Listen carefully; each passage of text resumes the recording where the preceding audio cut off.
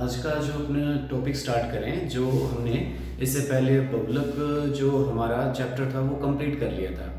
और मेरे को ये है कि अगर आपको उसमें कोई समस्या किसी प्रकार की नहीं आई है, आपको जो अगर बहुलक में या जो इससे पहले जो अगर चैप्टर किए हैं उनमें किसी प्रकार की अगर आपको समस्या आ रही है तो आप मेरे से व्हाट्सएप पर वो क्वेश्चन आप लिख कर भेज सकते हैं। तो एक इस हफ्ते के अंदर अपने जो संडे को जो क्लास लगाएंगे वो संडे की क्लास अपने उन प्रॉब्लम पर डिस्कस कर सकते हो। तो पर्टिकुलर कोई टॉपिक नहीं समझ में आया आपको तो वो टॉपिक आप मेरे को नाम लिख कर भेज दीजिए, दोबारा उसको अपने देखेंगे, ठीक है। या कोई क्वेश्चन नहीं समझ में आ रहा है तो वो क्वेश्चन नंबर आप मेरे को भेज सकते हैं, तो उस क्वेश्चन को अपने डिस्कस कर सकते हैं, ठीक है। तो आज अपने जो स्टार्ट कर रहे हैं वो हमारा जो चैप्टर है वो है डी व एफ ब्लॉक, ठीक है। एक छोटा सा चैप्टर है, इसको अपने स्टार्ट कर रहे हैं कि डी व एफ ब्लॉक तत्व क्या होते हैं। तो हमने जो आवर्त सारणी को देखा है, तो इस आवर्त सारणी को अगर अपने ध्यान से देखें तो हमारे सामने कुछ इस प्रकार की एक सारणी सामने आती है। और इस सारणी के अंदर अगर अपने देखें तो यहाँ पर ये जो अपने पास पहले जो दो वर्ग है वो किसके होते हैं, एस ब्लॉक होता है हमारे पास, ठीक है। और अंतिम जो 6 होते हैं उसको क्या बोला जाता है, पी ब्लॉक बोला जाता है। बीच के जो ये है इनको क्या बोला जाता है अपने पास, डी ब्लॉक तत्व इनको नाम दिया जाता है। तो ये जो तत्व है वो क्या कहलाते हैं, डी ब्लॉक तत्व कहलाते हैं, ठीक है। और यहाँ जो होंगे ये तत्व क्या कहलाएंगे हमारे पास, डी ब्लॉक तत्व। तो ये हमारे पास डी ब्लॉक तत्व है और इस डी ब्लॉक तत्वों से ही एक जो अलग से हमारे पास यहाँ पर निकला हुआ है जिसकी दो अपने पास यहाँ पर इसके आवर्त हैं जिसको बोला जाता है एफ ब्लॉक तत्व। तो अपने आवर्त सारणी को अगर ध्यान से दें तो आवर्त सारणी के अंदर ध्यान देने पर अपने पता लगता है कि जो डी व एफ ब्लॉक तत्व है वो हमारी जो आधुनिक आवर्त सारणी है उस आधुनिक आवर्त सारणी में कहाँ स्थित है। तो उनकी स्थिति अपने को शो होती है कि आधुनिक आवर्त सारणी में जो तत्व है इन तत्वों की स्थिति कहाँ पर है, ठीक है। फिर इसके बाद में हमारे पास जो प्रश्न आता है कि ये डी व एफ ब्लॉक है क्या। तो डी व एफ ब्लॉक तत्व कौन से होते हैं, सबसे पहले यहाँ पर अपनी बात करेंगे कि जो डी व एफ ब्लॉक में जो तत्व आते हैं वो धातु है, अधातु है या उपधातु है।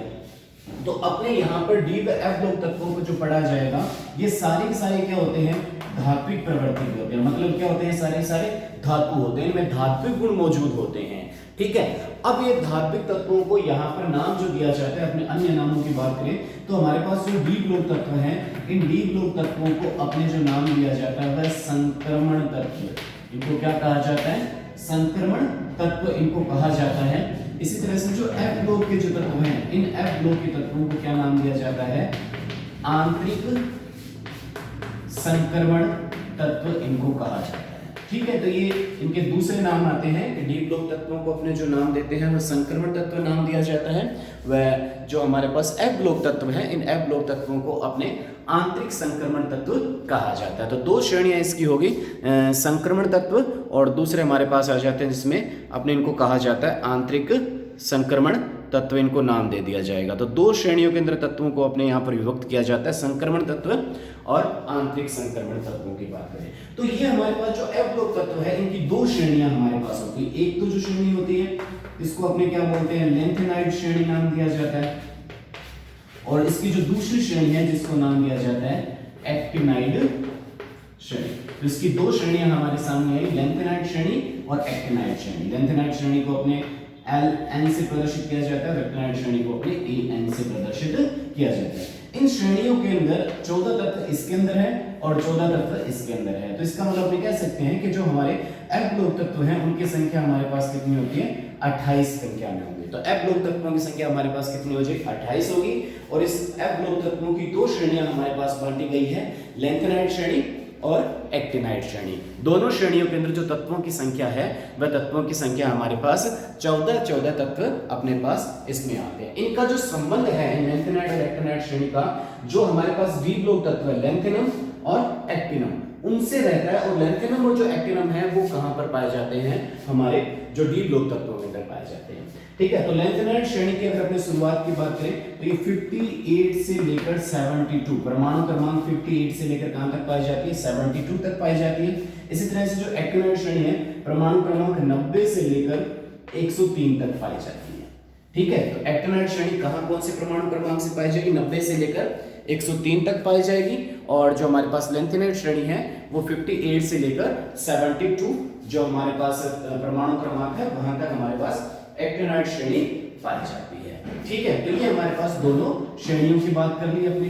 अब अपने इन दोनों में से सबसे पहले अपने जो अध्ययन किया जाएगा वो अध्ययन करते हैं, अपने डी ब्लॉक तत्वों का अध्ययन करते हैं। ठीक है, तो हमने सबसे पहला जो अध्ययन का विषय रखा है वो अध्ययन का विषय है हमारे पास डी ब्लॉक तत्व।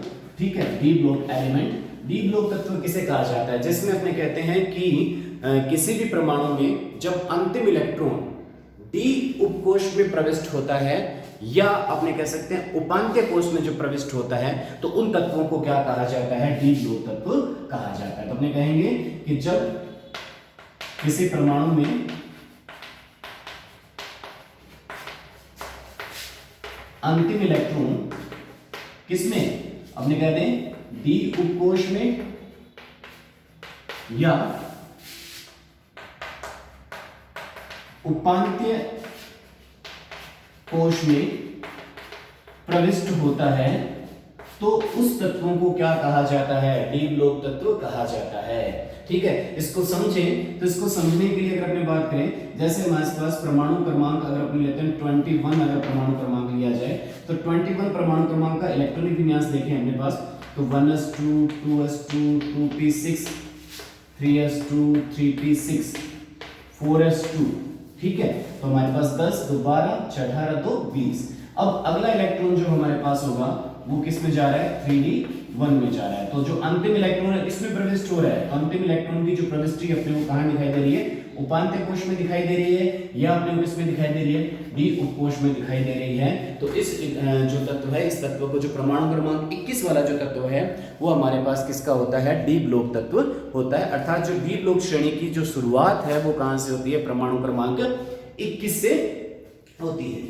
इसी तरह से हमने को पता है कि जिंक, अगर जिंक की बात करें तो जिंक का इलेक्ट्रॉन विन्यास क्या होता है? Argon 4s2 3d10। तो यहां पर भी देखते हैं कि जो इलेक्ट्रॉन है 30वां जो इलेक्ट्रॉन है वो 30वां इलेक्ट्रॉन भी किसमें जा रहा है? हमारे पास डी ब्लॉक में जा रहा है, डी उपकोष में प्रविष्ट हो रहा है। इसलिए जिंक भी हमारे पास कौन सी श्रेणी का तत्व है? डी ब्लॉक श्रेणी का तत्व है। तो डी ब्लॉक श्रेणी के तत्वों की परिभाषा समझ में आ गई। जब किसी परमाणु में जो अंतिम इलेक्ट्रॉन किस में प्रविष्ट होता है? डी उपकोष या उपांत्य जो कोश है उसमें जो प्रविष्ट होता है तब उन तत्वों को क्या कहा जाता है?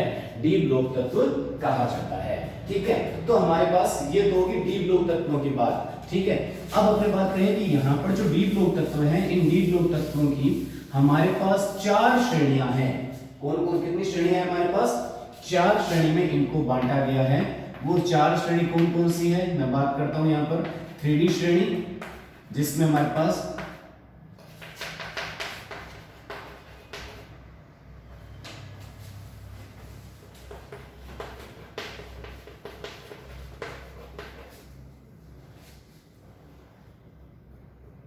तो ये हमारे पास कौन सी श्रेणी होगी? 3D श्रेणी की, जो शुरुआत कहां से हो रही है? परमाणु क्रमांक 21 से लेकर कहां तक पाई जा रही है? परमाणु क्रमांक 30 तक पाई जा रही है। ठीक है, इसी तरह से हमारे पास कौन सी श्रेणी है? 4D श्रेणी।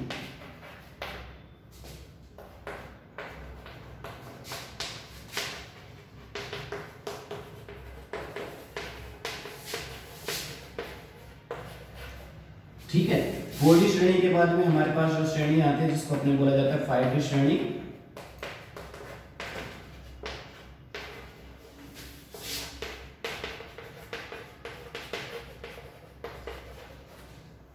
और 5D श्रेणी के बाद में हमारे पास जो श्रेणी आती है जिसको अपने नाम दिया जाता है 6D श्रेणी।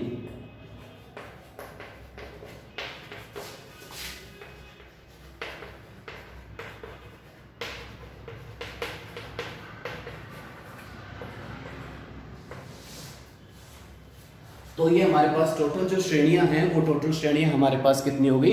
4 श्रेणियों के अंदर अपने बांटा गया है। जो 3D श्रेणी की बात कर रहे हैं, इस 3D श्रेणी का जो आवृत है, क्योंकि अपने कहते हैं जो D जो होता है वो हमेशा क्या होता है n-1 होता है। D हमेशा क्या होता है n-1 होता है। जो हमारे पास मुख्य ऊर्जा कोश जो चल रहा है उस मुख्य ऊर्जा कोश से एक कम चलता है। तो इसका मतलब हमारे पास आता है जो 3D श्रेणी के जो तत्व हैं, इन 3D श्रेणी के तत्वों का जो हमारे पास आवर्त होगा वो आवर्त कौन सा होगा 3D श्रेणी का? चौथा आवर्त हो जाएगा। तो चौथे आवर्त से संबंध रखते हैं ये। इसी तरह से 4D वाले कौन से आवर्त से संबंध रखेंगे? तो अपने कहते हैं ये 5वें आवर्त से संबंध रख रहे हैं। इस तरह से जो 5D श्रेणी के जो तत्व हैं वो हमारे पास छठे आवर्त से संबंध रख रहे हैं, और इसी तरह से जो 6D श्रेणी के जो तत्व हैं वो 7वें आवर्त से संबंध रख रहे हैं। तो अगर अपने से पूछा जाए कि 3D श्रेणी के जो तत्व हैं उनका आवर्त कौन सा है, तो 3D श्रेणी के तत्वों को जो आवर्त है वो कौन सा है? चौथा आवर्त है। इसी तरह से 4D श्रेणी के तत्वों का अगर अपने से आवर्त पूछा जाए तो उसका आवर्त कौन सा हो जाएगा? 5वां। इसी तरह से 5D श्रेणी के तत्वों का जो आवर्त है वो कौन सा हो जाएगा? छठा। और जो 6D श्रेणी के तत्व हैं उनका आवर्त कौन सा हो जाएगा? 7वां। तो अपने से यहाँ पर आवर्त के रूप में पूछा जा सकता है, या अपने से जैसे क्वेश्चन पूछ लिया कि जो स्कैंडियम है इस स्कैंडियम का आवर्त व वर्ग बताएं। तो आवर्त तो स्कैंडियम का कौन सा हो गया? 3D श्रेणी का तत्व है स्कैंडियम, तो आवर्त तो कौन सा हो जाएगा? 4th आवर्त से संबंध रख रहा है। वर्ग कौन सा हो जाएगा? तो अपने कहते हैं कि जो हमारे पास जो डी ब्लॉक तत्वों की जो शुरुआत होती है वो तीसरे वर्ग से शुरुआत होती है। 3D ब्लॉक के तत्वों की जो शुरुआत है वो शुरुआत कहां से होती है अपने पास? तो इनकी कहते हैं कि जो शुरुआत है हमारे पास, अगर वर्ग में बात करें तो कौन से वर्ग से शुरू होता है? ये तीसरे वर्ग से शुरू होता है। इनकी शुरुआत 3rd ग्रुप से अपने इनकी शुरुआत होती है। तो ये अपने पास तीसरा, चौथा, 5वां, छठा, 7वां, 8वां, 9वां, 10वां, 11वां, 12वां। तो अपने कह सकते हैं कि जो डी ब्लॉक तत्व है वो तीसरे वर्ग से कहां तक पाए जाते हैं? 12वें वर्ग तक पाए जाते हैं। हमारे पास आवर्त सारणी को कुल 18 वर्गों में बांटा गया है।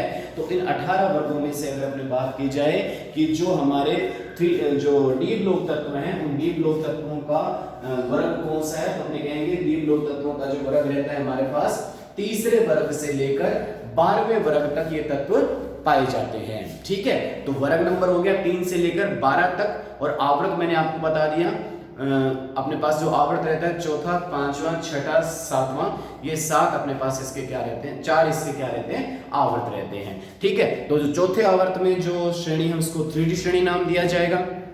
ठीक है, तो ये हमारे पास वर्ग और आवर्त में इसकी निर्भरता बता दी कि वर्ग कौन सा है और इसका आवर्त कौन सा है। ठीक है, तो ये इसकी आवर्त सारणी में इसकी स्थिति कि जो हमारे पास श्रेणी के जो तत्व हैं इनकी आवर्त सारणी में स्थिति क्या रहती है। इसी तरह से आप देखते हैं कि यहाँ पर आपके पास लेंथेनम और एक्टिनम पर आपको स्टार लगाए हुए मिलते हैं। तो इसका मतलब क्या है कि लेंथेनम से जो निकलेगी हमारे पास लेंथेनाइड श्रेणी निकलेगी, और एक्टिनम से जो निकलेगी कौन सी निकलेगी? एक्टिनाइड श्रेणी निकलेगी। ठीक है, तो इन तत्वों से कौन कौन सी श्रेणी निकलती है? लेंथेनाइड और एक्टिनाइड। इसका परमाणु क्रमांक हमारे पास कितना है? 57। इसका कितना है? 89।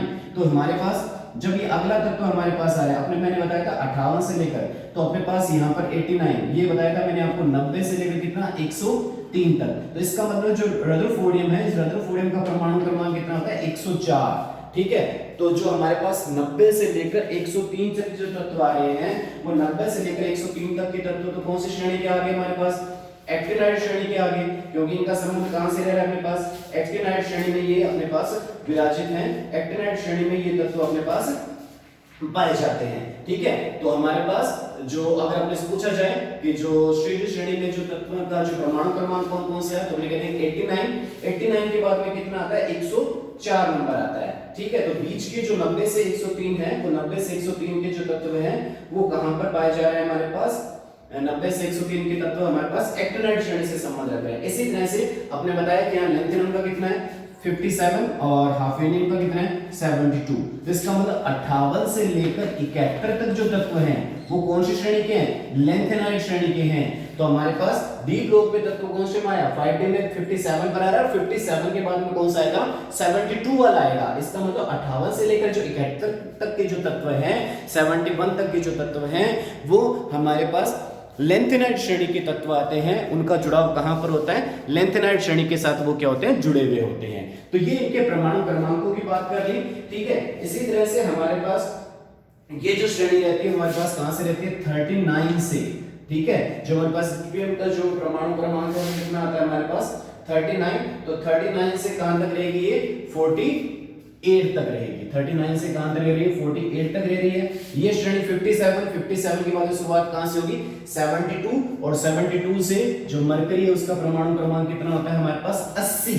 इसी तरह से हमारे पास जो 6D श्रेणी है उस 6D श्रेणी में हमने कहा दिया 89 के बाद में हमारे पास आता है कितना, 104, और 104 के बाद में जो तत्व आता है, जो अंतिम तत्व है उसका जो परमाणु क्रमांक है कितना, 112। तो 89 एक तत्व आ गया, 89 के बाद में 90 से 103 नहीं आएंगे, फिर कहां से शुरुआत होगी, 104, और 104 से वो कहां तक जाएंगे, 112 तक ये तत्व पहुंचते हैं। तो ये हमारे पास जो तत्व है, इन तत्वों का क्या आ जाता है हमारे पास, आवर्त श्रेणी में इनकी स्थिति आ जाती है। ठीक है, अब अपने आगे बात करें कि हमारे पास संक्रमण तत्व किसे कहा जाता है। ठीक है, ये तो डी ब्लॉक तत्वों की बात कर ली। अपने कहते हैं संक्रमण तत्व किसे कहा जाता है, तो अपने कहें कि संक्रमण तत्व की परिभाषा अलग होती है और डी ब्लॉक तत्वों की परिभाषा अलग होती है। तो संक्रमण तत्व किसे कहा जाता है कि जब अंतिम इलेक्ट्रॉन किस में प्रविष्ट हो, डी उप कोश में या उपांत्य कोश में प्रविष्ट हो। तो ये तो सेम बात किसकी होगी, डी ब्लॉक तत्वों की होगी। तो अलग क्या है, अलग ये है कि जो डी ब्लॉक तत्व है वो पूर्ण, जो डी वर्ग है वो पूर्ण रूप से भरा हुआ नहीं होना चाहिए। अगर डी वर्ग परमाणुकीय या आयनिक अवस्था में पूर्ण रूप से भरा हुआ है तो वो संक्रमण तत्व नहीं होगा। तो संक्रमण तत्वों के लिए जो शर्त क्या होगी हमारे पास कि परमाणुकीय या जो हमारे पास आयनिक अवस्था है उसके अंदर जो डी उपकोश है वो डी उपकोश क्या होना चाहिए, रिक्त होना चाहिए। ठीक है, अगर वो रिक्त नहीं है तो वो संक्रमण तत्व नहीं है। तो अपने कहते हैं जिंक, कैडमियम और मरकरी डी ब्लॉक तत्व तो हैं,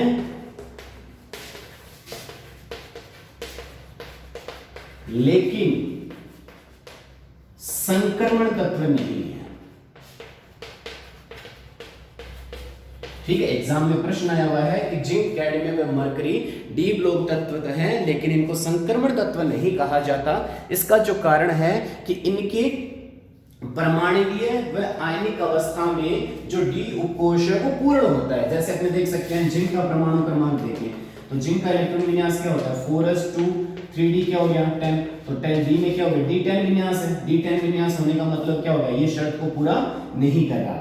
आयनिक अवस्था बात करें तो जिंक पे क्या होता है +2, तो +2 में क्या हो गया आर्गन, और 3d क्या हो गया 10। तो इसका मतलब आयनिक अवस्था में भी क्या पाया जाता है, इसके अंदर d10 विन्यास पाया जाता है। तो जिंक की परमाणुकीय व आयनिक दोनों ही अवस्थाओं में d10 विन्यास पाया जाता है, जिसके कारण से इन्हें संक्रमण तत्व नहीं कहा जाता। इसी प्रकार का जो विन्यास अपने को कैडमियम को देखने को मिलेगा और इसी प्रकार का जो विन्यास है अपने को किसमें देखने को मिलेगा, मरकरी में देखने को मिलेगा। ठीक है, तो इन तीनों को संक्रमण तत्वों की श्रेणी में नहीं रखा जाता। बड़ा इंपॉर्टेंट प्रश्न है कि इन तीनों को संक्रमण तत्व क्यों नहीं कहा जाता है। इसी तरह से अगर कॉपर की बात करें तो कॉपर में अपने पास कहते हैं कि जो Cu है उसका इलेक्ट्रॉन विन्यास क्या होता है, आर्गन, 4s1, 3d10। तो आप कहोगे जी यहाँ पर भी तो 3d10 विन्यास है, तो ये भी संक्रमण तत्व नहीं होना चाहिए। लेकिन इसकी जो अगर अपने आयनिक अवस्था बात करें तो आयनिक अवस्था में क्या पाया जा रहा है, 4s0, 3d क्या पाया गया, 9 पाया गया। तो आयनिक अवस्था में इसमें क्या पाया जा रहा है, जो डी उपकोश है वो पूर्ण पूरित नहीं है, वो रिक्त है। इसलिए कॉपर और सिल्वर जो अपने पास इनसे पहले आते हैं तत्व, उनको क्या कहा जाता है, संक्रमण तत्व कहा जाता है। तो दोनों में से किसी एक अवस्था में भी अगर डी उपकोश रिक्त है तो वह संक्रमण तत्व होगा। जैसे कॉपर का उदाहरण देख सकते हैं, कॉपर के उदाहरण में परमाणु अवस्था में तो रिक्त नहीं है, लेकिन आयनिक अवस्था में क्या डी कोश रिक्त है, इसके कारण से इसे संक्रमण तत्व कहा जाता है। तो तीन तत्व हैं जो डी ब्लॉक तत्व तो हैं लेकिन संक्रमण तत्व नहीं है। ठीक है।